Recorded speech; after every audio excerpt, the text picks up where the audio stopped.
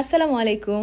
এটা আমাদের 20তম বিবাহবার্ষিকীতে উড়াধুরা ঘোরাঘুরির ব্লগ, যার জন্য প্রতি 1 বছর অপেক্ষা করে বসে থাকি। তো আমি খুব উৎসাহ নিয়েই সবসময় চেষ্টা করি যে কোনো কাজে তার সাথে কিছুটা হলেও সামিল হতে। তো আমি এই লক্ষ্যেই ব্যাংকে টাকা জমাচ্ছিলাম এবং আলহামদুলিল্লাহ বেশ ভালো টাকাই হয়েছে। এই ট্যুর উপলক্ষে মোট 39,000 টাকা আমি দিতে পেরেছি আলহামদুলিল্লাহ। এদিন রাতেই আমার বান্ধবীরা আমাদের দাওয়াত দেয় এবং সেখানে গিয়ে দেখি এক এলাহি কারবার। আমাদের বিবাহ বার্ষিকী উপলক্ষে তারা কেক সহ নানা আয়োজনে আমাদেরকে সারপ্রাইজ করেছে। যেহেতু আমরা থাকবো না, তো বাচ্চাদের সাথে কেক কেটে ভীষণ আনন্দিত হয়েছি। বাসায় এসে আমার হাজব্যান্ডকে তার বিবাহ বার্ষিকীর গিফটটা দিয়ে দিলাম, যেহেতু এটা নিয়ে আমরা শ্রীলঙ্কা যেতে পারবো না। এটা একটা 3D ফটো ফ্রেম ছিল, যেটা দেখে আমার হাজব্যান্ড যে কি ভীষণ খুশি হয়েছেন। এটা আমরা আমাদের বাসায় ওয়ালে লাগাবো। তারপর দিন আমি ব্রাইডাল মেহেদি দেওয়ার জন্য একজন মেহেদি আর্টিস্টকে ডাকি এবং কি সুন্দর করে যে উনি আমাকে মেহেদি দিয়ে দেন, খুবই ভালো লাগছিল। তবে সন্ধ্যা 6টা থেকে রাত 12টা পর্যন্ত এই মেহেদি চারপাশে দিতে আমার সময় লেগেছে। আমার কোমর আর পিঠ এত ভীষণ ব্যথা হয়েছিল যে আমি আর আমার মধ্যে ছিলাম না। দেখেন কি সুন্দর অর্গানিক মেহেদিটা কালার এসেছে। আমাদের ফ্লাইট ছিল 21 তারিখ 1টার দিকে, তো আমরা আগেই ঢাকা চলে গিয়েছিলাম। বাচ্চাদের সাথে বিদায় নিতে কেন জানি না ভীষণ কষ্ট হচ্ছিল। 2 মেয়ে খুশি হয়ে বিদায় দিচ্ছিল, কোনো সমস্যা ছিল না, কিন্তু ছেলেটা একটু ইমোশনাল হয়ে গিয়েছিল। কিন্তু সবচেয়ে বেশি কষ্ট পেয়েছিল আমার ছোট বোনের মেয়েটা, যাকে থামানো ছিল প্রায় অসম্ভব।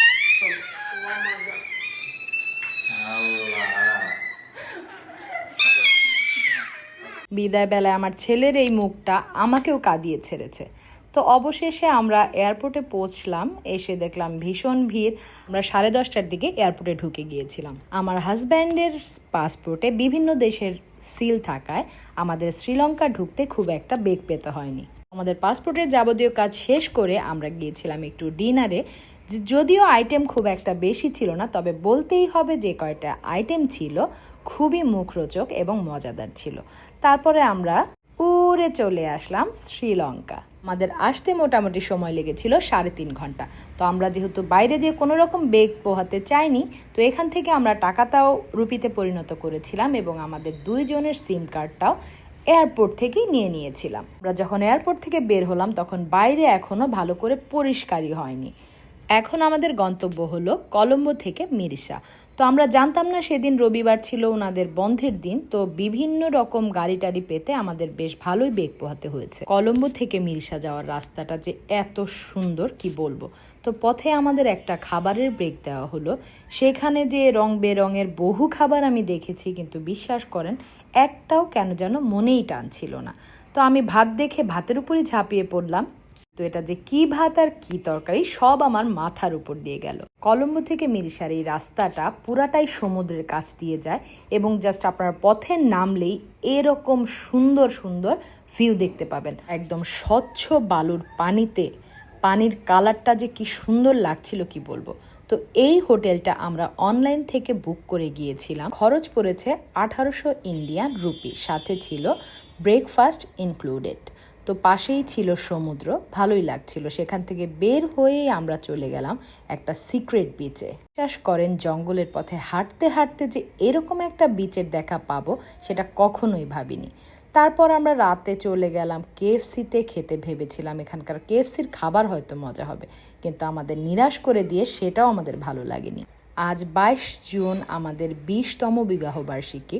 সকালে ঘুম থেকে উঠেই আমি বউ সাজা শুরু করলাম এবং হোটেলের সামনেই অনেক অনেক ছবি তুললাম। তারপর হাজব্যান্ডের অনুরোধে তাকে একটা গান শোনালাম, যেটা আমার জীবনের সাথে পুরোপুরি মিলে যায়।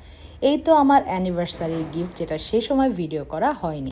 তারপর চলে গেলাম নতুন একটা হোটেলে। আমার হাজব্যান্ডকে বলেছিলাম যেন আমাকে একটা সুন্দর হোটেলে রাখা হয় আমার বিবাহবার্ষিকী উপলক্ষে। হোটেলের স্টাফদের আচরণ এত বেশি ভালো ছিল যে ওনারা জানা মাত্রই আমাদের অ্যানিভার্সারি উপলক্ষে নিজে থেকেই বেডটা সাজিয়ে দিয়েছেন।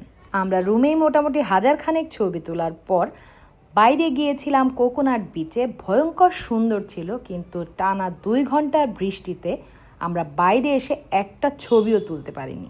মিরিশা এসে মনে হচ্ছিল আধ ঘন্টা পর পর একই সমুদ্রের ভিন্ন ভিন্ন রূপ ভিন্ন ভিন্ন জায়গায়। বৃষ্টিতে আমার সাজগোজ অলমোস্ট শেষ। বাইরের এত সুন্দর ভিউতে কোনো ছবি তোলা হয়নি। রাতে মিরিশার সমুদ্র পাড়ের এই রূপ আমাকে ভীষণভাবে মুগ্ধ করেছে। এক পাশে গান হচ্ছে, এক পাশে খাওয়া দাওয়া এবং অপর পাশে সমুদ্রের গর্জন। আমার ভীষণ কষ্ট হয়েছে মিরিশা থেকে চলে আসতে।